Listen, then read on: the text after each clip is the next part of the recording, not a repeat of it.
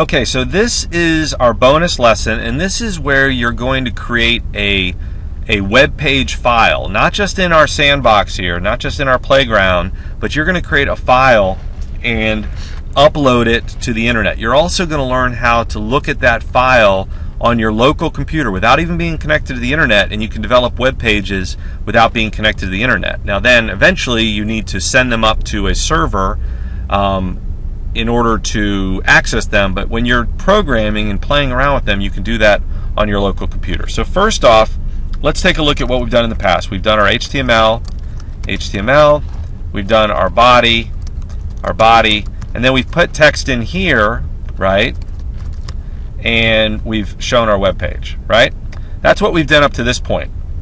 But what we want to do now is see how we can create a file that we can see by creating an address on the internet and going to that specific address. So the first thing that we need to do is we need to create we need to open up our text editor, all right? And for the most part, most of y'all are going to use something called Notepad. So let's see, you want to click on your start menu. If you're using a Mac, I'm not exactly sure how you're going to find this. I don't know exactly how that will work. So what you really need to do is go into your search menu down here by clicking start and typing in Notepad or something like that, because what we're looking for is Notepad, which is a very basic text editor where you can write and create web HTML pages. So what I did here is I clicked on that and it gave me a blank page. So what I'm going to do is I'm going to do what I just did in my playground. HTML, body, end body, end HTML, right? And then I'm going to type in something that's very common for anybody who's ever done computer programming. Is typically the first text that they type in is something called hello world, all right?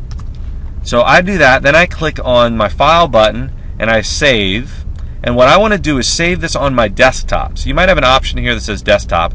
You don't have to save it on your desktop, but wherever you save it, you want to be able to get back to. So if you save it in documents, or if you save it in desktop or anywhere, make sure that you remember where you save it, because you want to go back there when you're going to want to look at it. So I'm going to save it here. I'm going to save it as a type all files, because I'm going to save this as something called hello world.html. Okay, I already have one, so I'm going to replace it. So what I've just done is I've created a file, hello world.html. Remember, .html tells the browser, which is what we're going to use to open this file, that it's got HTML code and that we want it to interpret it as such. So what do I do now? I go to my desktop and I pull up that file, hello world, and you can see that I can open this file locally. I don't have to be connected to the internet in order to open this file. But when I click on that, it takes this file, hello world, and it shows me exactly what I expect. And if I do my right click, view page source, I see the code that I'm used to seeing, right? So I X out of that. What I can also though do is I can go into hello world, open up that file that I still have open, and I can change this. So let's make that a H1 tag, which we remember makes it a little bit bigger, right? Click save, and I can refresh it. I can go back in there again, and I can say font color equals red, save it, and refresh. Now what I've just done is I've changed the back-end code for this file, hello world.html, which I've saved in this folder on my computer, right? These folders on my computer. Now what I want to do, and I can look at the code anytime I want by clicking view source or show source or whatever it is that you do on your computer. When you right click on a page, you right click on this page and it gives you a bunch of options. On Mozilla or Firefox it says view page source. But now what we want to do is we want to take this file right here, this HTML file, and we want to put it on the internet for everybody to see.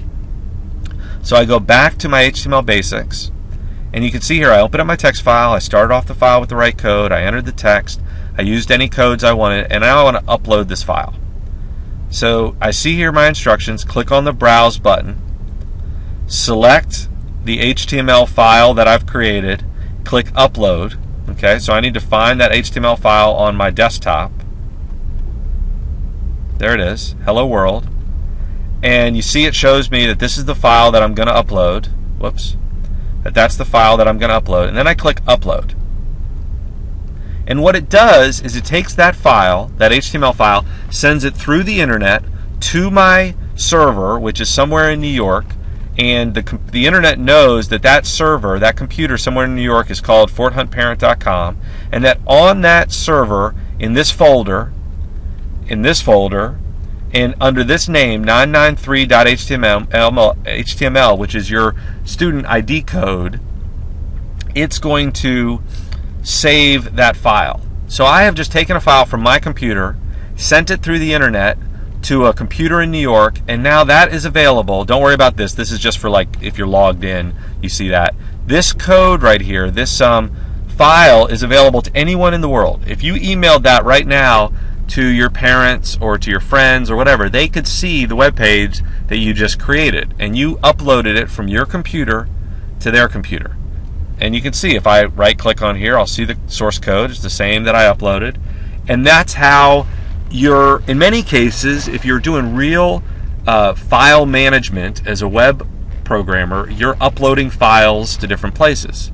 Now, there are lots of different ways to do it, but as long as it's publicly available, you're now using the internet to share what you created. So what you can do is you can make that page as complicated or as simple as you want, add as many codes as you want, and you can test it out, and you can have your final product that can be shareable with everybody else on the web. Now, this is the end of our bonus lesson.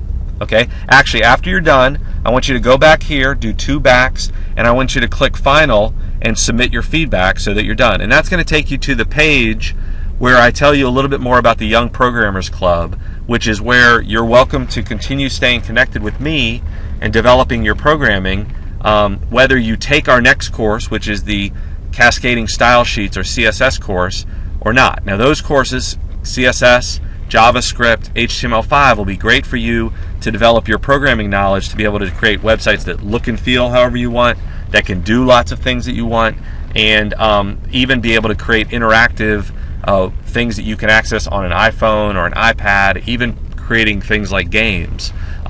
Those are some of the things that we're going to be diving into using those next 3 courses. But regardless of what you decide to do, I want you to stay connected with me as part of the Young Programmers Club, and that will be our next lesson, which comes tomorrow. Okay?